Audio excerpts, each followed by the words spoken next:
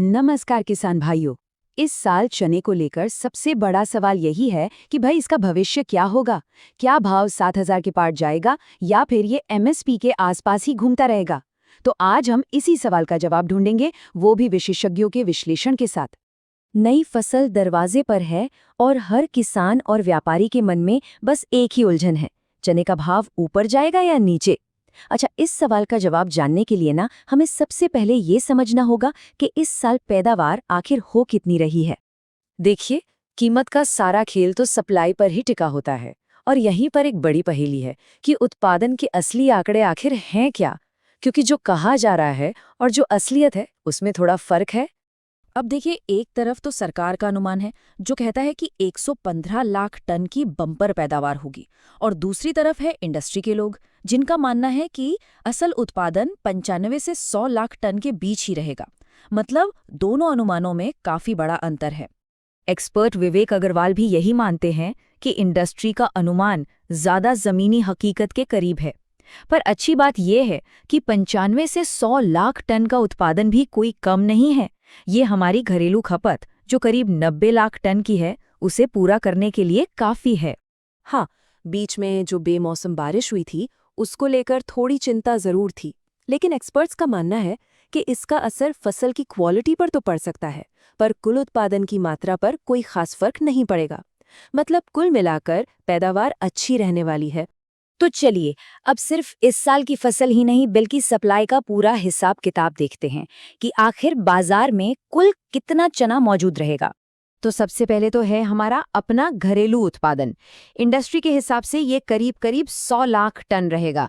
ये एक बहुत ही मजबूत आंकड़ा है। अच्छा, इसमें अब हम जोड़ते हैं पिछले सीजन का बचा हुआ माल, जिसे कैरी ओवर स्टॉक कहते हैं। ये भी करीब 6 लाख टन है।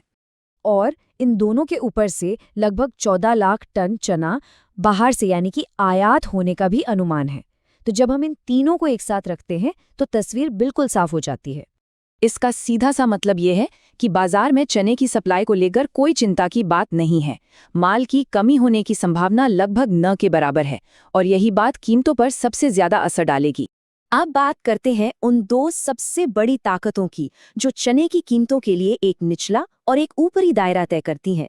मतलब एक तरह से एक फ्लोर और एक सीलिंग बनाती है। एक तरफ है सरकार का न्यूनतम समर्थन मूल्य यानी कि एमएसपी। ये किसानों के लिए एक सेफ्टी नेट की तरह काम करता है, जो भाव को एक हद से ज्यादा नीचे गिरने ही नहीं देता। और दूसरी तरफ सिक्के का दूसरा पहलू ये है कि सरकार की सबसे बड़ी प्राथमिकता महंगाई को काबू में रखना है। इसलिए सरकार कभी नहीं चाहेगी कि चने का भाव इतना बढ़ जाए कि आम आदमी की थाली पर असर पड़े। तो बस इन्हीं दो ताकतों के बीच में बाजार एक दायरे में बन जाता है। मतलब न तो कीमतों में कोई बहुत बड़ी गिरावट का डर है और न ही किसी तूफानी तेजी की उम्मीद। कीमतें एक सीमित रेंज में ही ऊपर नीचे होती रहेंगी। तो भाई, इन सारी बातों को अगर एक साथ रखकर देखें तो एक्सपर्ट्स बाजार को लेकर आखिर क्या सलाह दे रहे हैं, चलिए वो भी जान लेते हैं। एक्सपर्ट मनोज कुमार जैन का मानना है कि बाजार एक छोटी रेंज में ही कारोबार करेगा।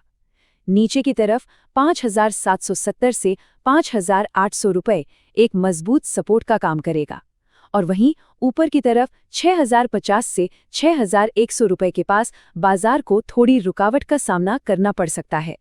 तो इस पूरे विश्लेषण से दो बातें साफ निकल कर आती हैं। किसानों के लिए सलाह ये है कि अपनी फसल को थोड़ा थोड़ा करके निकालते रहें। किसी बहुत बड़ी तेजी के इंतजार में माल रोकना शायद सही फैसला ना हो। और व्यापारियों के लिए ये बाजार लंबी स्टॉकिंग का नहीं है। माल घुमाते रहिए और छोटे छोटे मुनाफे कमाते रहिए। तो कुल मिलाकर देखें तो बाजार के स्थिर रहने की ही उम्मीद है। लेकिन एक बात हमेशा ध्यान में रखनी चाहिए कि इस खेल में सबसे बड़ा खिलाड़ी सरकार है। उसका कोई एक फैसला बाजार की पूरी दिशा बदल सकता है। इसलिए जानकारी रखना और सही समय पर सही फैसला लेना ही सबसे अच्छी रणनीति है। वैसे आपके हिसाब से चने का भाव क्या रहेगा, हमें कमेंट्स में जरूर बताइएगा।